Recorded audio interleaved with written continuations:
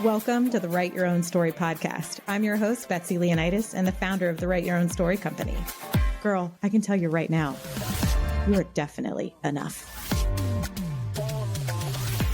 Here we value service, sisterhood, connection, laughter, and that super genuine, keep it real, tell you like it is honesty.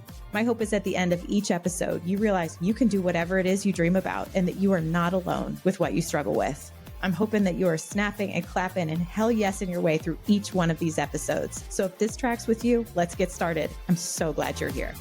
All right, everyone. Welcome back to the latest episode of the Write Your Own Story podcast. I am Betsy Leonidas, and it is an honor to be here today with Sonnet Daymont. Sonnet is a trauma therapist, a writer, and a former educator whose path began in the classroom where she saw firsthand how emotional pain can block a child's ability to learn. Just even letting that sink in. Absolutely. She went on to serve as a counselor in the first U.S. safe house for child sex trafficking survivors and later became a passionate advocate for child protection reform. After healing from her own trauma through CBT, EMDR, and positive psychology, Sonnet dedicates her career to helping others do the same. Today, she works with trauma survivors and professionals across California, guiding them towards peace, purpose, and lasting emotional freedom. Sonnet, thank you so much for being here. Thank you for having me. Absolutely. And I really want to dedicate this episode to all the women who have survived, whether it be child abuse, narcissistic abuse, toxic environments, and are learning how to feel safe and seen and whole again. We know that the healing part is the hard, they're all hard, but healing is not easy, and that we see you and that we are rooting for you. So, today's topic is a heavy one, but an important one. So I'm really excited to put it all out there for people to feel less alone and feel motivated to continue to move through their healing journey. So again, I'm so excited to talk through all of this with you, and I think it'll be really beneficial to those who are listening. Before we kick off, I would love to ask you at the top of the show, if you could say what probably the one most important thing that you want people to know or you think people will take away from today's conversation, what would it be? I would say like this paradox of as hard as something is that happens to you, you can have an equal amount of strength come from it, maybe even more. Amazing. And that's absolutely true. Okay, can we quickly just, start us off with, can you share a little bit about your journey? What have you experienced and how has that gotten you to the place where you are today in the work that you do? So I'm a licensed marriage and family therapist based in California, and I work primarily with trauma survivors. I wrote a book called When Dangerous Feels Like Home, and that book is about sort of my childhood experience, my professional working experience, and making peace with trauma and figuring out how to use it in a way that makes my life more satisfying and makes me feel more powerful and connected to the world. Incredible. Yeah. Thank you. Hopefully the book finds people that need it. As so many books I've read managed to find me. And just gives the human experience some meaning and some usefulness. I've had a big career. I've had a lot of different things I've done over the years. And I feel like they've all sort of come together and make me good at what I'm doing now, which is just working with people on their own little puzzles. Absolutely. I think so many women that I know that I've spoken to on this show have experienced something in their life that has required them to pivot in some way or shape. And they kind of get to choose their path when the pivot either happens to them or they choose to make it happen. But so many, I think the most fulfilled women that I speak to are doing work that is related to something that they've experienced in the past and how they can use that for good. And is also sort of a natural extension of their natural gifts. So whether that be, incredible listening or whatever, I think storytelling, anything to that effect. I think that is where I find the most fulfilled women. So it is incredible to hear a story like yours that has experienced such hardship in the past, and not only to be able to do the hard work of walking through the pain for the sake of healing, but then also giving voice to those feelings and using them for good. So it's incredible.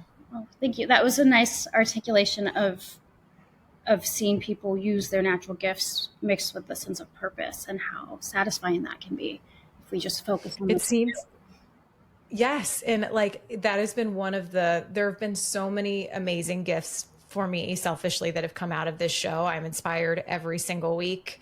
I get to connect with these incredible women that I never would have had the opportunity to meet. But one of the big takeaways that I've had for doing this show for almost 2 years is that seems to be the secret sauce that continues to bubble up. So it's very cool. Okay. Can we understand the scope of really like what childhood trauma entails? Like how common is childhood trauma, and really like how would we even define it? I can imagine it's a broad spectrum. Yeah, I mean, starting with that definition of what is trauma is a good place for us, I suppose. Yeah. That varies from person to person, right? Like people will talk about little t traumas and big Mm-hmm. T traumas, like large traumas. We have these Yes. sociological traumas, like the fires and things we experience here in California. Yeah. Sort of when I'm working as a therapist, what I think about in terms of defining whether or not something is a trauma or not is the impact on how it makes a person feel about themselves and how you can Yes. use that for empowerment, right? And if Ugh. you experience something and it makes you feel bad about yourself and it shifts the way you interface with the world or the shaping of your thoughts, and then that's a trauma, right? And sure, there's a lot of things that are like out there. You turn on the TV and you see like a horror movie. Horror film is like a Right. way to like feel through and think about trauma, and organize it. There's like a little art world of horror. Yeah. But in those instances, like that's clear trauma. Like you watch a movie like that and you do consider that trauma. But there's other things too, like just slow belittling over time, or um, the idea of like a microaggression that people experience sociologically and navigating the world, and all of these things. These can be forms of trauma too if they affect how we feel about ourselves in a way that is not empowering. That I have studied trauma extensively. I've talked to many people about it, and I've never heard it defined that way of if it makes you have a negative feeling about yourself.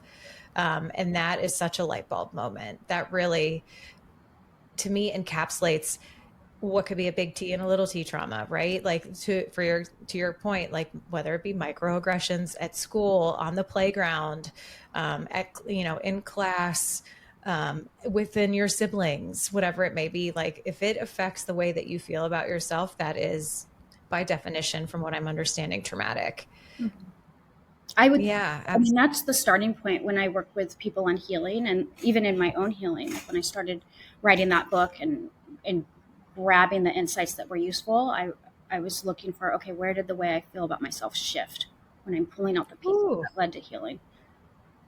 I like, can everyone just pause, grab a notebook, and write that down to be like, when did the way that I feel about myself start to shift?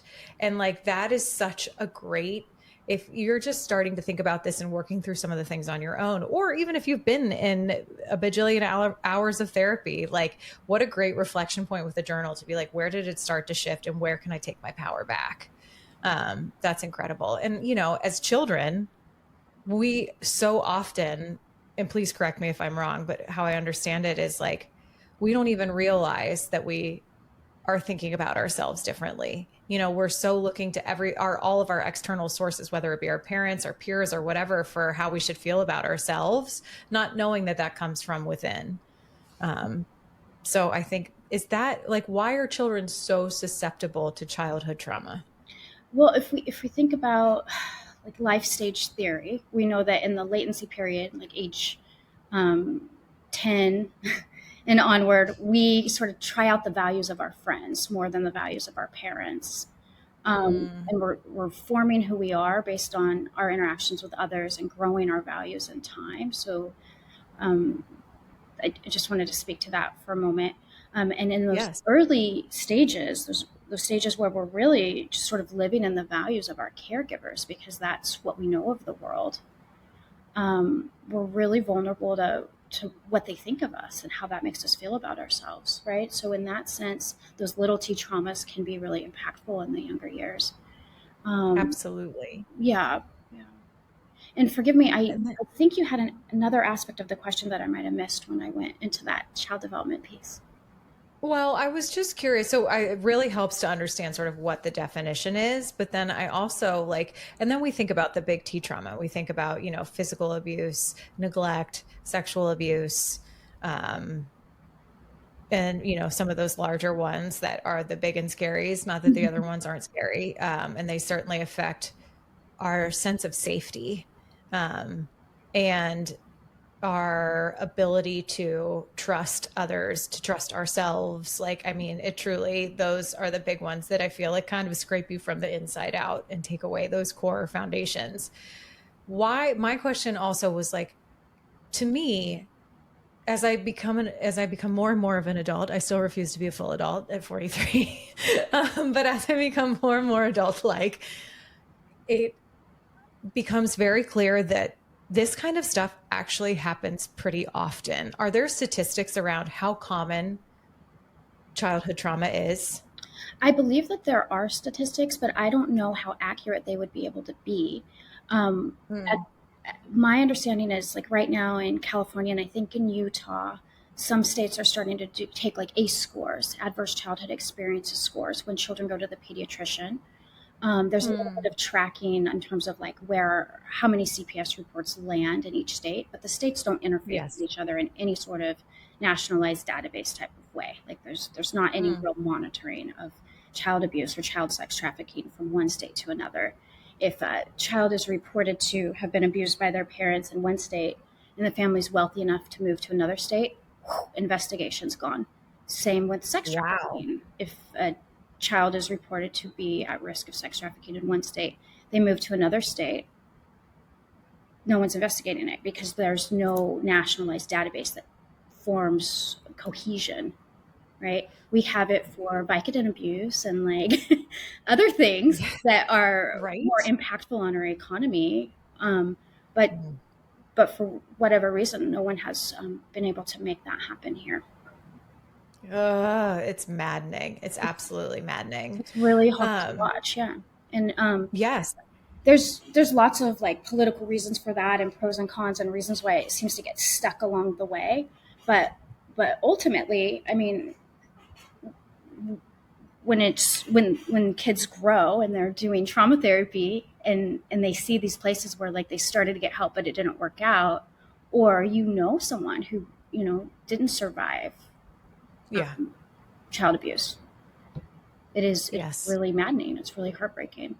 um it's yeah, there's a lot to it. Yes, absolutely. And we're just like, we're scratching the surface on this. But I just think when I think about, well, okay, what makes me want to ask that question, one is just genuine curiosity, but two, like for this section of the show where we're really understanding the scope of trauma, I want all of those listening who have maybe experienced trauma and have kept it silent to know that it is actually quite common, unfortunately, and is probably more common than any of us know. I think people are very quiet about it, and that's absolutely their choice. But one thing that I also find very interesting is that in traumatic situations, especially from childhood trauma, sometimes the brain will sever those memories or hide them so far away that we can't access them anymore. Why does the brain do that?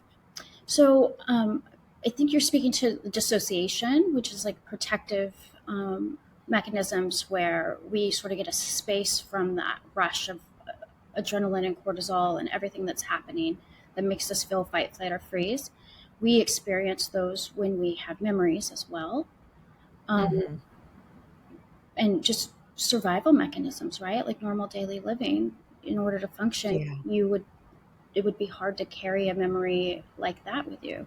If your food source is Yeah. yeah is mean sometimes, then you're probably going to be just trying to like live a lifestyle where you match what they want, so you get access to love and connection and a family and food. And those mean pieces, you're just working really hard to fit the mold to be cared for, and they're defining that for you. And some people get really nice, loving environments, and some people don't. And Yeah. yeah, and the mind does what it does with that. And I think that that is like the brain is so fascinating and what it will do to survive. It, and that like from people that I've spoken to, like the brain is an incredible organ, right? Like no debating that, but it is also like its primary function, I think, is for keeping us safe. And so often we will tell ourselves false stories in what we think is keeping us safe when really truly that's not the reality. So like when people is like when hypervigilance comes into the picture, for example, and you're just like constantly scanning for danger thinking that you could be safe when really you kind of lose those skills, or disconnect from the skills to be able to look around and scan and feel in your body that you are actually very safe. You're not being chased by a bear. You are in control. You're an adult. You do have ownership and the power to walk away from situations, et cetera. But I feel like that often, if someone has experienced childhood trauma, they disconnect from that ability to be able to feel safe, and they don't even know how or why, because to your point, they've created this reality of, if I behave this certain way, I get fed or I get left alone at night or whatever it may be. And those scary parts, they're like, I will file that away because that's too much for me. I just am trying to survive this kind of thing. I just find it absolutely fascinating that the brain works that way. What is it then, like when those memories are so stored away, or when you keep this so quiet to yourself, like why is there so much shame? Why is shame so much associated with childhood trauma? And why are people, especially children, so quiet about it? Um, so there's a couple things I was thinking as you were laying out that question. I was thinking about this concept of like cognitive dissonance, where Mm. some of the time everything is like perfect and beautiful, and we really like that's just like our public facing face, right? Like, Yeah. this is our family photo. This is a fun trip we went on. If I live in these memories, all these positive memories, everything looks really good, and I present a strong, safe sort of like presentation and interface with the world socially, especially for folks who use social media or are in a small town where there's lots of people and everyone kind of knows each other. There's a real benefit to just kind of keeping the mind and the positive memories for social safety, but also just for your own mental health. But some of the Mm. times you might remember, well, you know, I don't want to pick a trauma that would trigger someone, but let's say there is some trauma, like someone has substance abuse and they're being aggressive some of the times and yelling, and there's ugliness and domestic violence in the home, but it's not every night. But you Mm. remember it sometimes. Like dad said, I was ugly and fat and all these ugly things when he was drunk. But these family photos look really nice. He was nice to me with everybody else. And your mind just kind of going back and forth, back and forth. You're going to probably try to live over here as much as you can, but that anxiety of sometimes having the other memory will be there. And that impact of those comments on how you feel about yourself will be there. And so I don't tend to see people coming into therapy and saying, I didn't remember anything bad ever happened. These magical memories just came. What I typically will see people say is, I just didn't focus on it. Yeah, I kind of knew it was there, but it just wasn't a big deal. I didn't have time to think about it, and everything was so good over here. But every once in a while it comes, and I get really hypervigilant because I'm not paying attention to it. And what trauma therapy like EMDR or cognitive behavior therapy gives you the opportunity to do is sit somewhere with someone safely and bring both those realities together and just learn to hold them and contain them and figure out appropriate boundaries and sort of relation to the self, how you feel about yourself. Now, in terms of where shame fits into all of that, I think it sort of Hmm. fits over into this cognitive dissonance realm of like you're trying to protect yourself from society, there, Mm. and from the way things made you feel bad about yourself, right? The hard things, and if you just don't listen to them, you don't have to hold that. Um, I, I have all sorts of thoughts on shame. I don't. Yeah, I interface I with it feel all the same. day. Yeah, I mean, I think Yeah. there's definite benefits to it. Like it protects us as animals in some way. We survive longer in some kind of way if we have shame, but it only works Really? to a certain point, right? Mm. And then at that point, it's not working. But I do think shame is beneficial. I think if we have no shame, that's not safe for society. We need to be able to check ourselves and know, like, hey, are we hurting people? Does this feel wrong for some Yes. reason? Okay, that totally makes sense. Yes, absolutely. Yeah, but sort of Well, is the trauma connection to the, like, the shame making you feel bad about yourself because you haven't been able to bring everything in together accurately, hold it as an adult, relax into it, learn to trust yourself and feel mhm. powerful and correct how you feel about yourself as a result of surviving some hard things. That type of shame is not helpful for you or society, really. That makes total Okay. sense. Absolutely. No, it genuinely does. And we think about the people, this is a generalization, and I'd love to dive in a little bit more on it, but for the people who are hurting people out there, who are abusing substance and saying mean things, who are crossing physical boundaries, emotional boundaries, who are neglecting, etc. Like, why do hurt people? I think a lot of people wish they understood that more. Yeah, I don't know, right? Like, who really knows why? I know that there's some evidence to brain scans, and we're able to see Hmm. that empathy centers light up in the brain, right? So if somebody has a diagnosis of something like a narcissistic personality disorder with Machiavellianism, or like sociopathy, or something that's really, there's no empathy, and they're willing to let Mhm. folks do a brain scan of them, you'll see that there's certain parts of the brain that don't light up. And then you take people with Wow. lots of empathy, and you'll see that these other areas do. They do uh, some work with, how can I, I'm thinking about when I was early in my career, like the early 2000s, one of the opportunities I had was to work in like preschool environments. And I worked as a Mhm. preschool teacher, and then we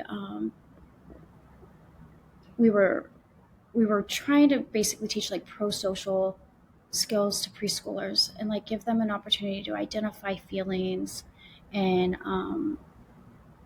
communicate healthy and like build their empathy skills. And so I do think that there are ways in which people can learn empathy as a Mhm. child or as an adult. But I think my clinical opinion, or professional mixed in with personal with clinical, is that Cool. there's opportunities to get access to like light up those parts of the brain. You know, you can grow in your empathy in some way, but you have to want to. And that Yes. degree of like who has it, who doesn't, why it turns on, why it doesn't, that I'm not an expert in. Like, I work with trauma survivors. There are absolutely folks that enjoy working in like prison settings. Not to say everybody in prison has low empathy at all, right? Like, people end up Yeah, in those sure. settings for all kinds of reasons. But Hmm. the reality is people who have those challenges are more likely to be in those settings, right? And so there are people Yes. who go and they're just super passionate about that. Like, how do we grow in healing and learning about that? For me, like, just like a person in the world, knowing what I know and rooting for my clients and my friends and people who tend to want to be healing and want the best for others. Like, I'm very conscious of looking at boundaries. And if someone's proving to you that they don't have consistent empathy, or that they don't have empathy at all, it's okay to kind of tighten those boundaries and push them a little further out now. Now, I mean that. Absolutely. I mean, I think that that's a really great barometer for as an adult to be like, am I in a safe and healthy environment? Is empathy expressed? Do they have respect for my boundaries, etc.? What I was thinking about too with hurt people hurting people is like people who have experienced trauma, um, either they repeat that pattern and or they accept the love and repeat the pattern of love that they like, quote unquote love, that they experienced as a child. So, if you have a narcissistic parent, then you pick a narcissistic spouse. I'm not, this is not saying that everybody does this, but I'm just curious as to, as some people have experienced trauma, why do they repeat the patterns that they know to be true, although they know them to be hurtful? So they would call that a trauma reenactment. Um, Ooh.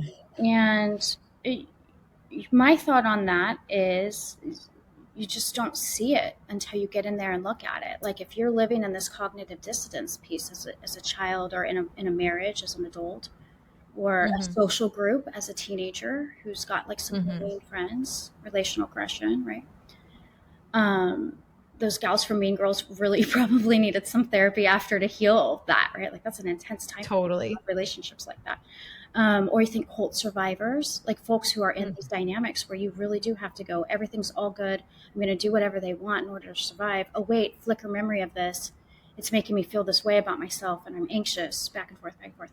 When you're living like that, and you get out of one situation and you don't do the work to kind of meld them together in between and figure out that kind of meaning making and correct the way you feel about yourself, find your empowerment, organize a little bit, you're totally likely to just date another person and you don't even notice you're doing this again. Oh, they insulted me. Oh, well, I'm going to pay attention to this cool trip we just took. Like back and Yeah. forth, back and forth. And really you can bring them together and just hold the reality of both both realities, right? Like sometimes they're unkind, sometimes they're not um, unkind, sometimes they're loving. But if the reality is both of these come, then how do I bring them together and figure out appropriate boundaries and what's safest for me? Yes, absolutely. It's so true. Like it is not black and white. And especially often in narcissistic relationships or um, even sociopathic, they really toggle between the two.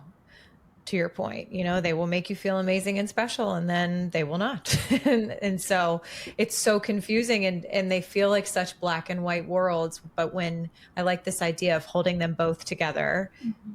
determining how you feel about yourself and holding space for that and remembering who you are, and then what are the appropriate boundaries moving forward.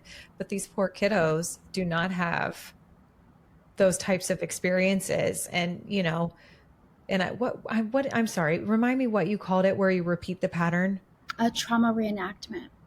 Trauma reenactment, where you just, that's what you associate. Like maybe to your point is, if you grow up and a lot of your childhood is great, some of it is not and traumatic, but you, to your point, choose to kind of focus on the good. Then when those kinds of scenarios repeat themselves, you're like, but wait, this was in childhood was pretty good, but like you've repeated the traumatic experience as well, not just the good experience. Yeah. It's hard to be able to put them together, like you said, and then also separate yourself enough from it. I don't know if I'm saying this right, but be able to look at it from a bird's eye view, to be like, okay, now I can see it wholly and completely, versus just being tangled in the confusion. Mm-hmm. Yeah, and Yeah. there's lots of methods and ways in which people do that, and like kind of to the point that we started with, which is like storytelling, right? Like Mm-hmm. reading books about how other people have organized their meaning making when they've been through similar challenges can be really helpful. Kind of pans you back. You reflect on your own as you watch their systems. You think of other things you've learned. If you write your own book, right? Or you go to therapy and you tell your own story somewhere and organize it, you've got an opportunity to do that. But that sort of, how do you hold the feelings um, as you're doing it, is a challenge. There's lots of ways to learn Yes. about holding your feelings, lots of spaces. People do that through their spiritual practices. People do that through just simple mindful awareness. Um, Music. We had music long before therapy. Like you listen to a Mm. song and your feeling will just pass right through you sometimes. It's incredible. Yeah, yeah, Movement. Yes, yeah. Like absolutely. dance Let's and movement, right? Yeah. I mean, really kind of closing the chapter around like letting people know that trauma has a broader definition than just like really horrific things, although those absolutely happen. And that you are not alone, and that it is understandable that our brains were like, wait, I thought this was good, but also there's bad, but I stayed in the good. I stayed there because I could see the good, or, there's a lot of reasons why any of us have experienced trauma and how we've processed it or compartmentalized it, etc. So for those people who haven't really, there are parts of it that they aren't ready to face yet or haven't faced yet, just to know that they are seen and that they are not alone, and that, their brain works in certain ways because it was trying to protect you and trying to, make the best of a situation. But then kind of switching us into these healing modalities. I think you made a great point that when you sit with the feelings, that's the uncomfortable part, but there are plenty of ways to do it to make it tolerable. And then it's like moving through those feelings and reframing how you feel about yourself.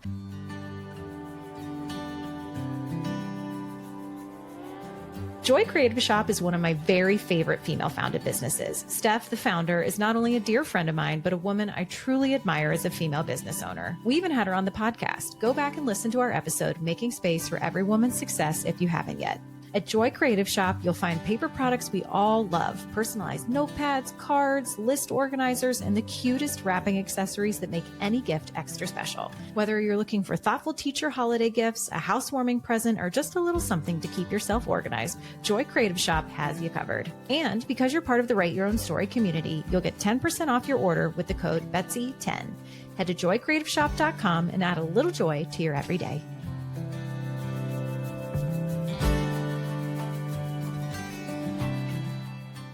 We talked a little bit about EMDR and cognitive behavioral therapy. Can you define for people who are like, wait, what is that? Do I want to do EMDR? Do I want to do CBT? Do I want to do can you help us understand why someone might choose one or the other and how they work? Yeah. So each therapist will approach cognitive behavior therapy or EMDR therapy a little different.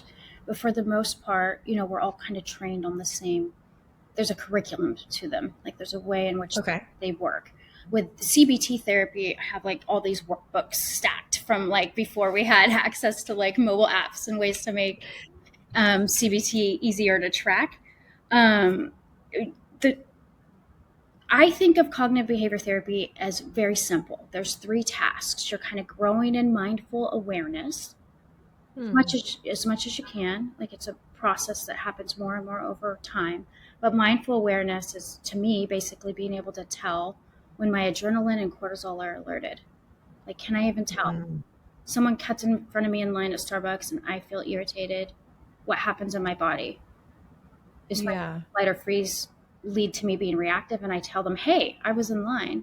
Or am I able to take a belly breath, notice that they're super pregnant and friends with the barista, and I'm just going to let it slide?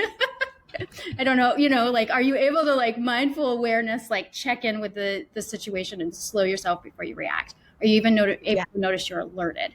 That's part of the way I do CBT with folks, is growing in that ability to catch and regulate when you're distressed in the body. So you can think strategically, right? You don't want to be from this point of adrenaline and cortisol. The second piece of CBT therapy is something that's called thought restructuring, which is kind of you think of, I'm in my 40s too. And when I was in elementary school, or maybe it was high school, they would talk about logical fallacies. Okay. Yeah. And so cognitive distortions are kind of like logical fallacies. There's catastrophizing where something bad happens and you think, well, because I have a ring of spilled water on my cup, I'm going to ruin this desk. And if I ruin this desk, I'm not going to have a desk for clients. It'll look bad. So I got to get rid of this desk. And if I have no desk, I'll have no job. And if I have no job, I can't pay rent. And if I can't pay rent, I'm living in the car and I hate camping. I'm going to die. Yeah. All this stuff just pours down real fast, right? Not everyone's mind does it, but to a certain degree, all humans do catastrophize. Totally. I absolutely can relate to that. I mean, not that specific example, but where you roll down the hill like a very fast ball. Yeah, in some kind of way.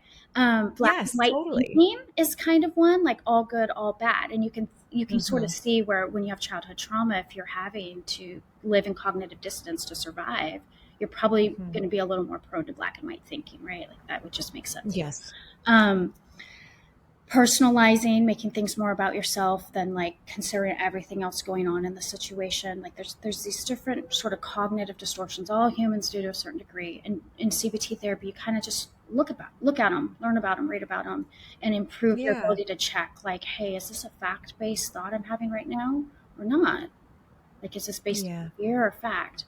And slow yourself and correct your thinking. And there's lots of journaling to the point of those workbooks, right? There's lots of workbooks, journaling assignments, ways in which you do that with your therapist in real time that can improve your ability to sort of catch when a thought is like illogical and calm yourself down and um, think more strategically, more calmly. Yeah.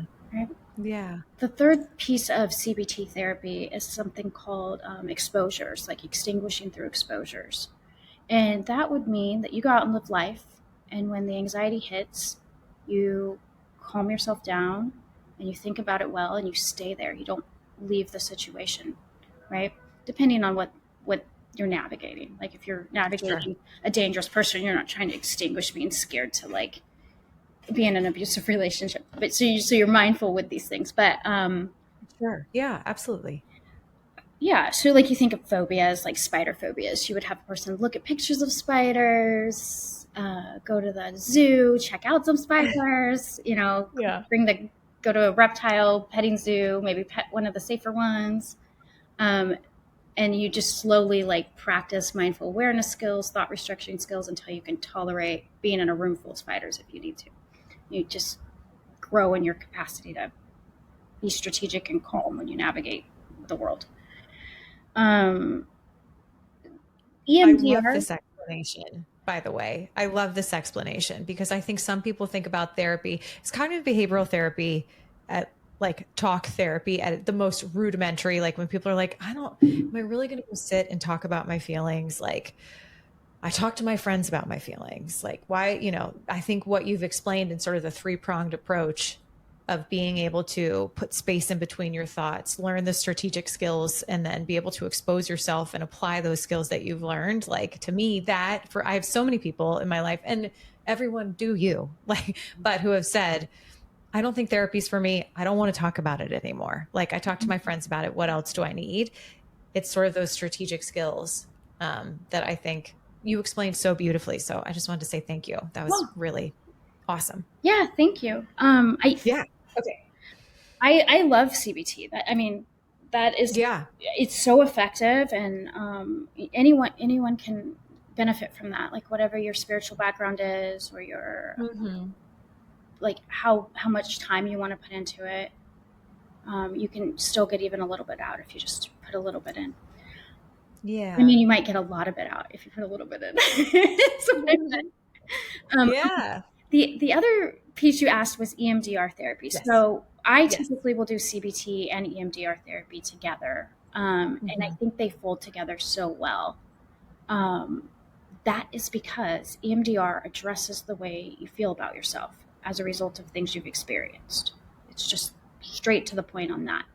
And if you think about CBT therapy, right, you're growing in your mindful awareness. You're looking at common thought distortions. Typically, when I do EMDR, I'll do it right in that point where we're looking at thought distortions, because Mm.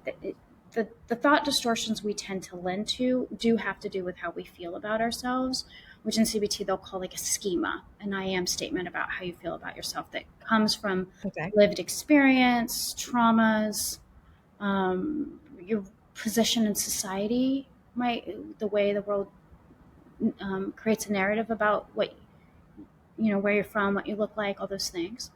Um, Yeah. those sorts of schemas can be affected by traumas. So if you, I don't know, like let's say you're a teenager and someone gives you a motorcycle for some reason, and you get in a motorcycle accident, that's a trauma depending on Hmm. how it goes down, right? If you get really injured and then you have to rehab yourself to walk again, all of that, you might look at that experience and think you're unsafe as a result of the motorcycle accident. You might learn to not trust yourself because you missed it. You went too fast because you were excited and a teenager, or you hit a rock, or Yeah. whatever happens, right? And with EMDR, you go after the I am statements that relate to the types of distortions and the experiences and memories the folks have had. EMDR is very different than traditional like talk therapy or what you picture therapy looking like. With Yeah. EMDR, you will spend an entire session on one memory, looking at the memory, scaling how disturbing it is, scaling how true positive beliefs about yourself as a result of living through that are. And you will use something they call bilateral stimulation. And bilateral stimulation means you activate right brain, left brain back and forth in some way. And the idea is when we're doing that, and the research on that, my understanding is kind of there's like politics within it, as most things. Like some people are really excited, thinking like, "Oh, you're rewiring the brain." I don't know, maybe. And then some people think, no, no, no, you're activating the prefrontal cortex, like in mindfulness or abstract thinking, like you're turning this part on. Um, I tend to think that it addresses the schemas of CBT and you're just sort of talking through meaning making. I think it's a little dissociative in the sense that you're like in this rhythm, like almost like dance, right? Like you can tolerate a Yeah. hard memory because you're in motion with it. Um, Yeah.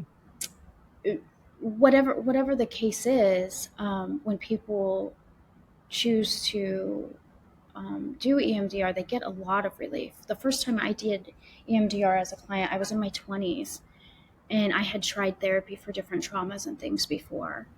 Um, and I think EMDR was the first one where I was like, oh, and I like kind of woke up and I was like, whoa, you can get relief really fast. Mhm. And um, this isn't like a time waste or me just going in here talking about myself, paying someone to be my friend. Like I am like getting underneath the way I feel about myself and having some shifts. And so Yes. later in my career, when I became a therapist, that was like the first one I went out and paid to learn separate from grad school because I saw how Yeah. effective it was. And it really is. Like I've seen so many different types of trauma with clients all over the board, big T, little t. And that sort of method for just learning to sit with the feeling, organize, make meaning, and focus in on how you feel about yourself, your insights. The other thing about EMDR that's kind of cool is you don't necessarily have to say everything aloud. Like you can feel it, Mm. visualize it, make meaning of it, and then just like give little snippets to the therapist. You don't have to tell them everything you're thinking. And you can get a lot of um, space in that way. I find it really helps with self trust, especially doing it remotely, which I did not expect when the pandemic happened and therapy Yeah. remote. I was like, oh no. But Yeah. You're like, how do we do this? I was really worried for people, Yeah. but I'm glad to be surprised that that's not the case. Absolutely. I've done EMDR and the way you described it resonates so much with me. It was literally like instant relief from something that like you knew really deeply bothered you, but you didn't know what relief could feel like. And then all of a sudden it's less, gosh, how would I describe it? It has less of a hold on you, that like anxious feeling that it feels like it has its hands around your neck, even though you wouldn't even know that until you feel the other side of relief where you're like, I can breathe again, Mhm. like around this particular memory or experience or I am statement or whatever it may be. It was incredible. And like, I don't know. I'm a huge, huge fan of both, truly of both. But like it took me a long time to do MDR. I don't know why I was scared of it.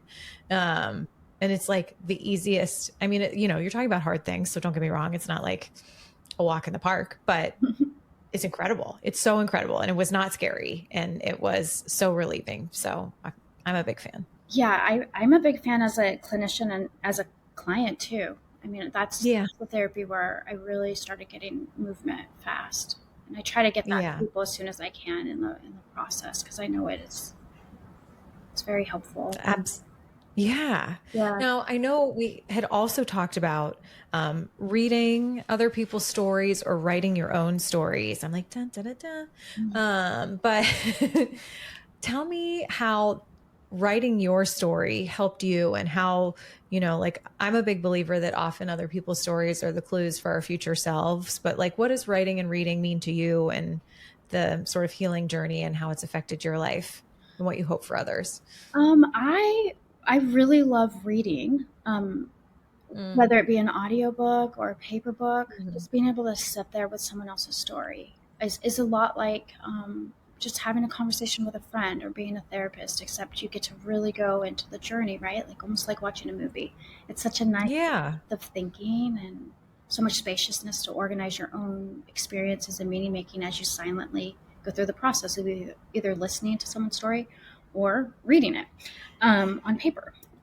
And when I was a teenager, I had an unpleasant teenage experience. I'll just be honest. But one of the Yeah. things that I love to do, right? We all have things that like help us survive or that we just happen to like during hard times.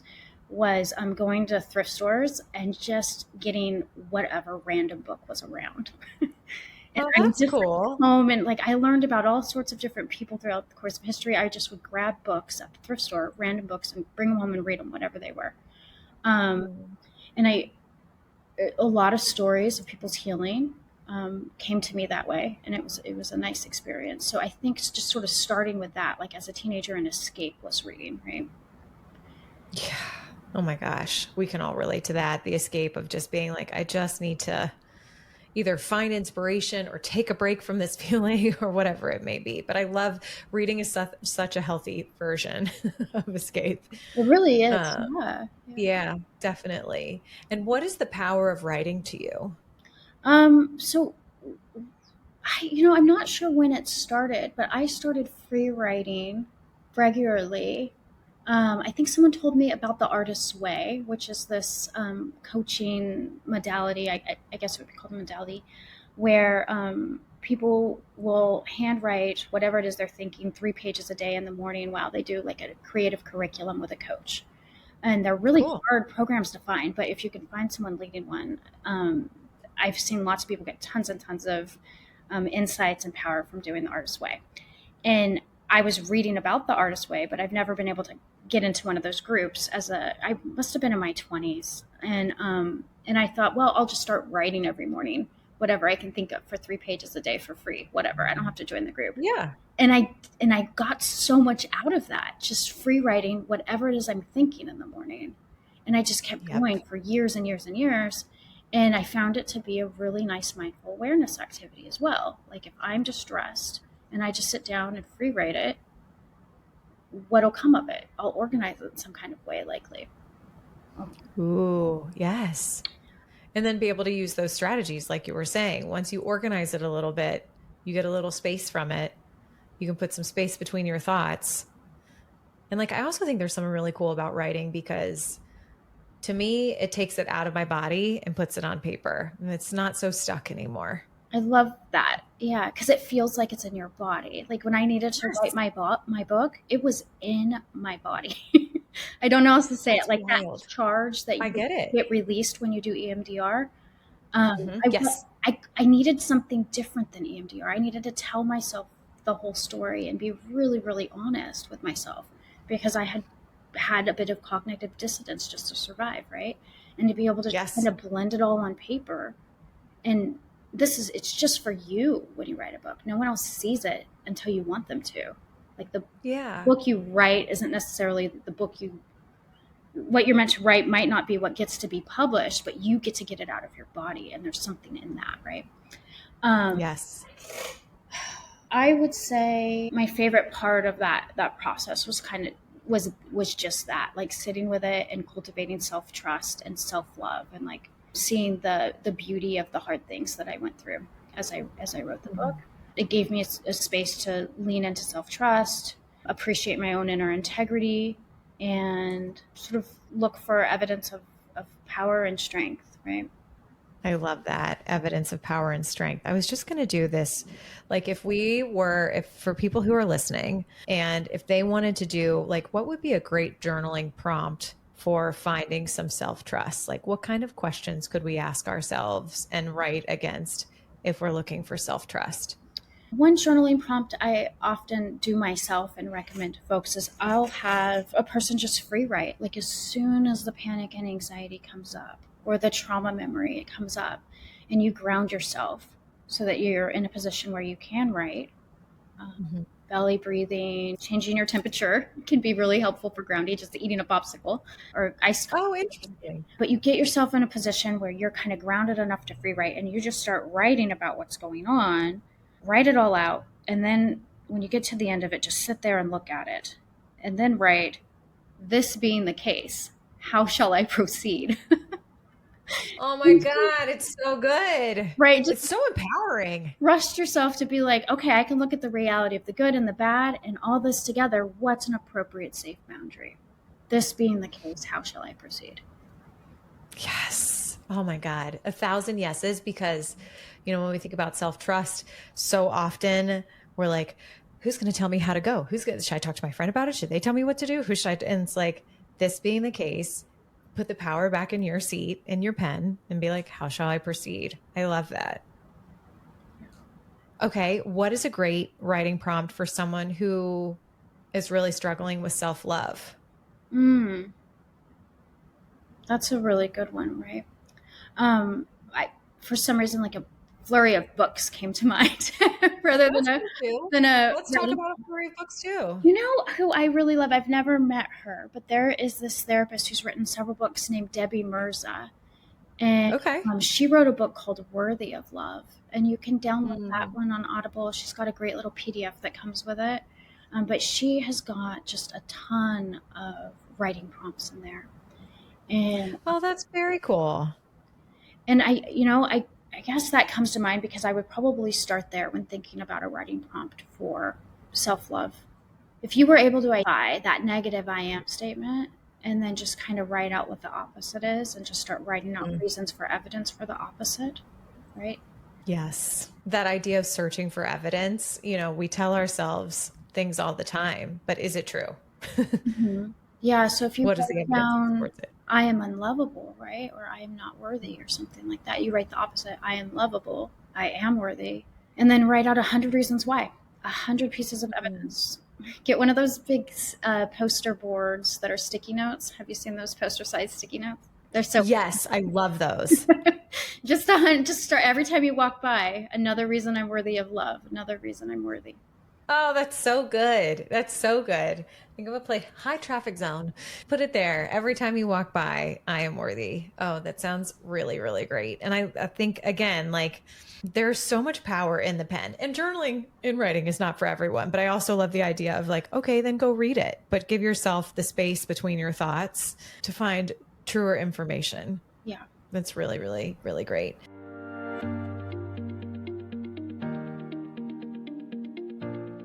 Hey, fellow boss babe, if you're craving less time on social because it feels like you're constantly in your comments and DMs trying to respond back to your potential customers, I totally get it. When I had my e-commerce business, I felt like I checked Instagram every 5 minutes. But what if there was a smarter, easier way to connect with your audience? Good news, there is. Let me introduce you to ManyChat, my go-to tool for automating messages on Instagram, Facebook, and even text. With ManyChat, you can set up automated conversations in minutes. No tech headaches, no coding required. Trust me, if I can figure it out, so can you. It's perfect for handling links to your offers, growing your list with DM keywords, and even booking clients literally while you sleep. It's efficient, super user-friendly, and honestly, it's like having a virtual assistant built right into your DMs. And the best part? Because you're a friend of the Write Your Own Story podcast, you can try it totally free for your first month. Just use the link in the show notes. Is there anything better than to test something for your business for an entire month with no cost attached? It's my favorite. So if you're ready to save time, respond faster, and turn followers into clients, tap the link in the show notes and give ManyChat a try for free. First month's on me. Grab the offer today and go enjoy a much needed break from your phone. You deserve it. When I think about finding freedom from these negative views of ourselves based on our past experiences, how would you define thriving after trauma? What does that look like? I think everyone would define that a little different. Being able to sit down and say, like, what are my goals and how would I know that I am living a life that makes me feel good about myself or I feel powerful, right? Like, what would I need in order to love myself and feel powerful? And am I doing some of those things? Do I have like the self-efficacy to go after what it is I desire, right? I really loved where we started with this conversation, where you brought up those 2 points between knowing what your natural gifts and talents are and then living a purposeful life that makes meaning of the things you've survived in life, right? That's sort of what I was hearing. I think that would be an example that you're thriving. Like if you've done that work to be able to say, you know what, I know that I'm really good at listening to people, or sculpture is like a random one that comes to mind. Whatever it is, right? Like if you know what your natural talents are and you're able to use them, that feels really, really good. Let them keep going. And if you don't know what they are, or you're concerned you don't have any, then doing that work to go in there and look at your full life and kind of bring that cognitive dissonance together. They're there. You know, we all have special innate talents and gifts. I have not met a single person in the thousands and thousands of people I've met over the course of my life as a therapist where I've been like, wow, that poor person, there's nothing. I don't know. Yeah. Like that doesn't exist. Everybody has it. And it's, if you let yourself lean in and love yourself and get curious and start figuring out where those are, you'll find them. Like just move towards your healing and move towards your joy as much as you can, but organize those things, organize the meaning of what you've been through. Yeah. Oh, I love that so much. Everyone, to your point, everyone is worthy of love. You know, you're born worthy. That is, it's undeniable. It's not debatable. Everybody is worthy of love, and everyone has a natural gift. And I think sometimes it's easy to get caught up in such a high performance world of being like, well, my natural gifts have to be something that's like really high performing. And being, for example, as we've done to keep the common thread, being a good listener, like at first blush, you would be like, okay, that's a wonderful skill, but like, is that going to turn into something high performing? But it certainly can if you choose it to be. But most importantly, the thing that I've witnessed in my conversations with people is when they're acting out of their natural gifts, it's also the closest connection to their authenticity. And like, we are so much more peaceful and happy and able to connect and find joy when you're being just yourself.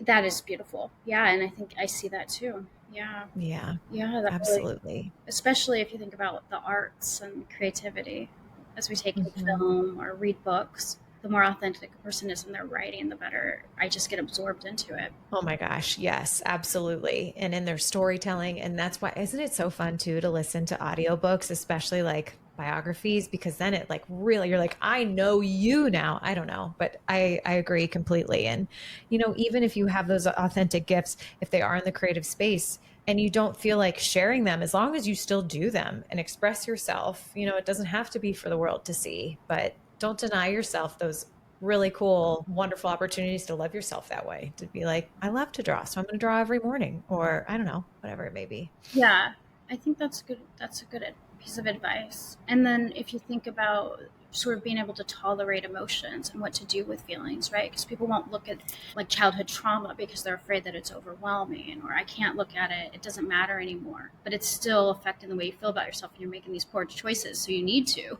go look at it. Where can you feel through the feeling and look at it well? And very oftentimes that comes through creativity, through drawing, through writing, through listening to music, through movement. Feelings don't last that long. They really don't. I mean, I don't know if I spoke to this in my book. Maybe I think I might have, but one of the stories in my book is I worked with a child that was murdered, and I had to grieve that. I had to grieve him Mhm. and figure out how Mm. to feel safe in this world and make meaning. And it's a really heavy grief when you lose a child. It's not a normal grief. I can only imagine. Yeah. and and it was a real complicated situation, very complicated, and a lot of bargaining and like deep feelings that kept me stuck in this complicated grief for a long time. And for, Mhm. I think it took, I'm going to do the math really quick, I think it was over 2 years before I was able to just call it and let myself just cry. Like I kept fighting the Mhm. tears and thinking, I'm going to solve this problem. No other child's going to have this happen.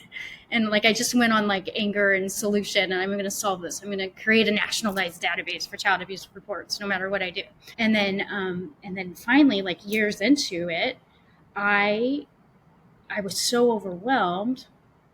I got deposed, and I was in a district attorney's office, and there were all these files on the wall, like the legal buckets of like legal documents. And I looked at it and I said, are these all for the case we're talking about?" And the DA said, "No, but they're all active child murder cases in New York." And my body just flushed, and I just sort of dissociated, and I was just kind of staring. And when I got home, that was it. Yeah. That was the one where I was like, I'm done. Like, I called out of work for a week, and I went in my bathroom with tissues, and I was like, F it. If I lose my job, I just have to lay here and cry. Yeah. And I laid on the floor in the bathroom, and I just was like, bleh, just let it out. And it only took 20 minutes, and I thought I was gonna. I literally took off work for a week. I thought I was like, I gotta pre-plan this like destruction of grief, and it was 20 minutes, and I was like, I could get up again and go eat, but I had been holding in the big cry for years. And later, I was in a lecture, and it was a therapy training, and we were in like a big conference room, and this man said, raise your hand if you've ever held in a feeling for a long time and didn't let yourself feel it. Everybody raises their hand, and he's like, okay, now when you had the big cry, how long did it last? Did it last more than 5 minutes? A bunch of hands went down. More than 10 minutes? A bunch of hands went down. And then like the longest one was like 45 minutes or something. But even that, that's not that long. If you're going to spend years running from something and making all these shitty choices. Sorry for cussing. We're totally fine with cussing. Okay, yeah. Yes, we love cussing. Let it out. I had someone say to me once, I don't trust people who don't cuss. I was like, oh wow. It is, it is pretty authentic, right? You get those feelings out. Yep. But yeah, I mean, I do this exercise with clients where we just hold an emotion till it passes, and I'm watching a clock, and I just take them into the depth, and none of those have ever taken more than 7 minutes in the office just sitting with me. So these feelings pass out of the body. You just got to ride with them. Yeah. Gosh. And like, do you ever feel like after a while, it's just not yours to carry anymore? That feeling is like, when I think about your grief, and I'm so sorry that you experienced that, but like after you have that good cry, you're like, okay, those feelings, it's not my responsibility to carry these anymore. Like I can release myself from this burden, and now I can process what I've gone through. But I love for anyone out there who feels so suffocated by a feeling or the thought of facing a feeling, what a gift for you to tell them and for you to be able to explain with such wonderful examples that it doesn't last forever. It passes. You can move through it. Mm-hmm. And, sometimes the feelings circle back around and come back, and you just feel them again. And I had one like life transition period in my more recent adulthood where, during the pandemic, so much was going on at once for so many people. And there was a time period where I just had to stop what I was doing and like put a hand on my chest, put a hand on my belly, and just let a feeling about something really sad pass, like 5 or 6 times a day. Yeah. And then it was 5 or 6 times a week. And then it was once or twice a month. And then it was, it must be close to an anniversary of around that time. And then it was, maybe if someone brings up something similar, I'm tender, but it's not happening. It leaves the body, and you just carry the wisdom. Carry the wisdom. And that, like, going full circle back to using your pain for purpose, the wisdom is where the purpose lies. Yeah, that was so incredible. Gosh, this has been such a fruitful conversation. I feel like I have such a more educated lens of really like how trauma affects us. Not just from like, oh my God, it was such a scary experience. I wish I could not have lived that. I don't want to live it again. Or such a hurtful experience, whatever the word is for a particular person and experience, but really how it affects your view on yourself. And that going through, there are many modalities to healing and many, like many shapes and sizes that can meet you where you are. And that your feelings don't last forever, and yes, they may come back, but going through the healing process is so worth it because it relieves you of that big, tense fear and lets you kind of move through it. So I encourage those who have experienced trauma, who haven't really faced it yet. Like I hope that this conversation has made it less scary. It made you feel less alone, but made you feel like you can move through it, and you can feel better and feel better about yourself. I think this has been such a gift. Thank you. Yeah, thank you for letting me participate and for these great questions. It was really nice to think about it in this way. Awesome. If people want to find your book or potentially work with you, how can we connect with you? I am on LinkedIn, so you could just find me on Okay. LinkedIn and send me a message or ask to connect with me. I have a website. It's just my first and last name together, sonnetdaymont.com, and you can send me a message through that website. My book is it's done, and I queried 10 agents, and then I stopped. And I was like, do I need to like make something more meaningful or more beautiful? And then I kept editing, and I'm going to go through and do another round of queries soon. Awesome. It's ready if someone wants to publish it. Yeah. But I Anybody don't want to publish listening? it myself. I feel like I'm not trying to make a ton of money off of it. I just want it to be able to get out there. So it needs to Yeah. be with somebody who has better marketing than just me on my own. Well, it will find its way. It has purpose. I don't doubt it for a second. Yeah, I Yeah. think so. And if nothing else, it helped me inside. Like if it ends up in a time capsule in a backyard somewhere, all that healing I got was so worth it. Like it just feels better in my body to have that out. And I can't speak enough to the power of writing and organizing for those who love it. Yeah, Yeah, absolutely. something's screaming to you to be written, write it. Yeah. Right? If your body is screaming at you, listen up. Absolutely. Awesome. Well, Sonnet, thank you so much again. Everyone, please. I think this episode was really powerful. There were many people that it hit with, and also share to those who you think would also resonate with. These are conversations, on this show, we talk a lot about, I try and talk a lot about things that people are afraid to talk about so that the weight lifts and people realize they are not alone, and hopefully can find some empowerment and some ownership to be able to feel better. So thank you again. And thank you everyone for listening, and we'll catch you next time. Well, that's the end of this episode, but promise me, you won't stop here with whatever it is you're feeling or dreaming about. I hope you leave today feeling empowered to live life just as you see fit. If this podcast was helpful to you, it would mean the world to me if you could leave a review on whatever platform you're listening on. I genuinely just want to help women live the life they dream about. So if this type of content tracks with you, subscribe to this podcast or visit our website, writeyourownstory.co, to download digital courses or to grab a journal and a mug to just dream in and dream with. It's your life, lady. Do you. And just remember, I'm rooting for you, and you've totally got this.